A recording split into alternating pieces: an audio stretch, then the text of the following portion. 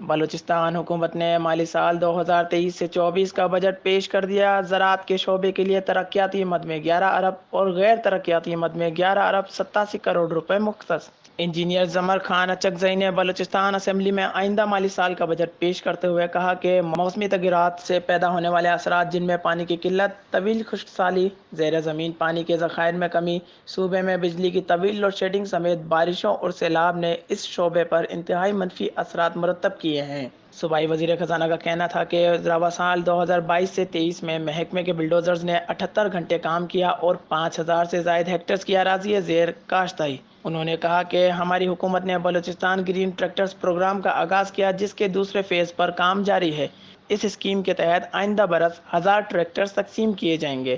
ان کا کہنا تھا کہ محکمہ زراعت، فلوری کلچر اور ٹرکل اریگیشن کے تحت بعض سرکاری محکموں میں نرسری پلانٹ سبسڈی ریٹ پر فروغ کیے گئے ہیں اور مختلف گھروں میں درخت کی اہمیت کو اجاگر کرنے کے لیے کچن گارڈننگ کے طور پر پودے اور بیج فراہم کیے گئے ہیں۔